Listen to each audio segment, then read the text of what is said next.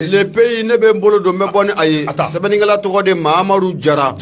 ke akmara Abu Safna Jara akoko ngata France nantrai ibena ka foko muye France kiribo o kunye wole bla mama na de ministre jora ke anka jamana kono kateme o de ma ora ye oye Mustafa Ben Barka munye France kiribo Abu Safna Jara o kunye wole bla ni belebele made ga ibena ka foko tenendo ko wole bla lama ga dugu saje ko bolo koni ko abora ni chebelebele no be Mustafa Ben Barka bolo ko obora akana fatrike baga fola akoy be nay ka foko munye France kiribo o kunye wole bla munye Mustafa Ben Barka ni ya jatemna kalaje Mustafa Ben Barka aleye maye munye Alhaji Burama Faga wati ibe nay ka foko aye secrétaire général de la présidence Abu Ayo Baraku oke ibe nay ka foko aye joro chairman ke munye Alhaji Burama Faga wati ibe nay ka foko tenendo no bena utikalo septembre kalo kleta ane flama samba fla ane samu ane fla France ko fe France kiribo ngoni wole blani check mi made no be Mustafa Ben Barka no oba ale kofo Abu Safna Jara ako ngunu kuma wala usigata la munye maliki ribo ni aklibala wati temono na anye mandat d'arrêt international ko blani check ko folen kamade ko o mandat d'arrêt international usigata la ko rekara sobobie ka wole koni bla munye Mustafa Ben Barka France kiribo ko ka wole koni ko oblama fatrike baga fola ko na ka foko munye Mustafa Ben Barka Abu belebele ay joro chama ke muye Alhaji Burama Faga wati akoni aklibala munye ministre dangan kundu les ministre délégué auprès du ministère de l'économie et des finances et Abu Safna Jara sigata la oye musaka koy Mustafa Ben Barka ayeni joro bela jelenke anko jamana kono kateme ngamunye tenendo 12 septembre ko kleta ane fla pariko fe bolo koniko ataraka da akam bolo taraka da kan ko sabge manadar international malikiri bonyo omumbla anofe akoni ya jemna kalaje munye Mustafa Ben Barka Abu Safna Jara munye kiribo uye mandat d'arrêt international kabla munye Mustafa Ben Barka nofe kunjumalila o matro dora fe akoni aklibala munye avion musanan Alhaji Burama tola nanga mako avion présidentiel ko kata fara munye an wala kana baw na belle famo ko fo Abu Safna Jara oluka kelege fe anuka labeni fe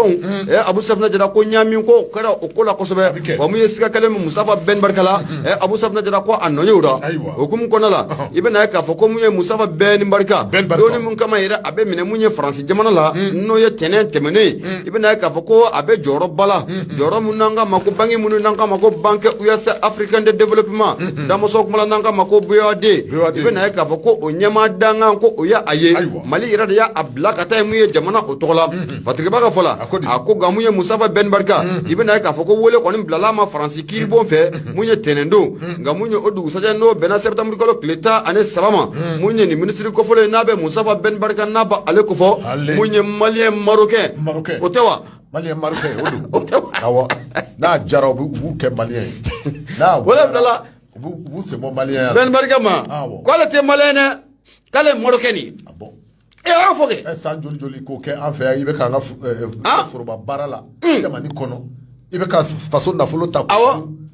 mana ble tugo ayere fle ki bo mali ayere fle joro munani mali de ya ci afle bangi munani mali de ya ci kata Ben Barka mine ne ku bi jo ku te mali Ben Barka ma fi na nunu ala politiquement mai est-ce que Ben Barka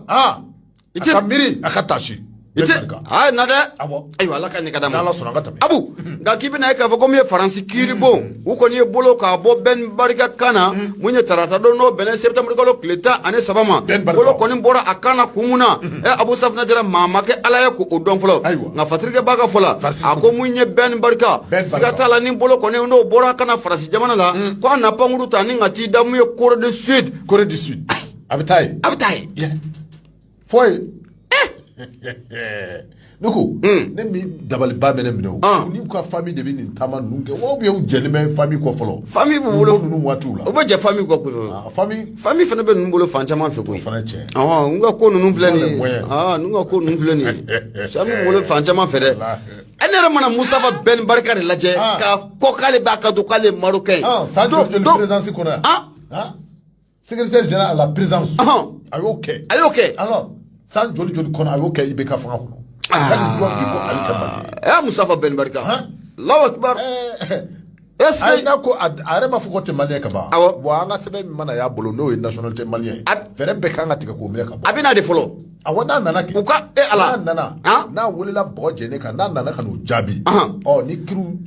ayi laban cogo min abu mu tenkunna fili wula le ta kiri bɔ wulilen fili nɔfɛ mun nɔfɛ ne ni jɔr'i la Abu Safinɛ Jara n ko bɛna mun f'i ɲɛna o y'i ka ko bannen de o ko sabu kɛ hali ni i ye jamana ka nafolo min dun cɛ ɲuman na hali n'i bɛ taa travaux forcés de kɛ k'a wari sara aramu i bɛ taa ala ka ɲɛ ka d'a ma Abu i bɛ na ye k'a fɔ ko mun ye Musafa Ben Barka ko a mana bɔ Faransi jamana la ko a bɛ pankuru ta ka t'i da mun ye Corée du Sud matirikɛ b'a ka fɔ la a ko nin affaire mun yera nin fɔlɔkɔ mun n'a bɛ Musafa Ben Barka n'a b'ale nɔfɛ Abu Safinɛ Jara k'i bɛ na ye k'a fɔ ko mun ye anw ka kiiribon ale de mandat d'arrêt international k'a bila mun ye Musafa Ben Barka a n'a ɲɔgɔnna caman nɔfɛ o maaw la i bɛ na ye k'a fɔ ko mun ye anw ka ministre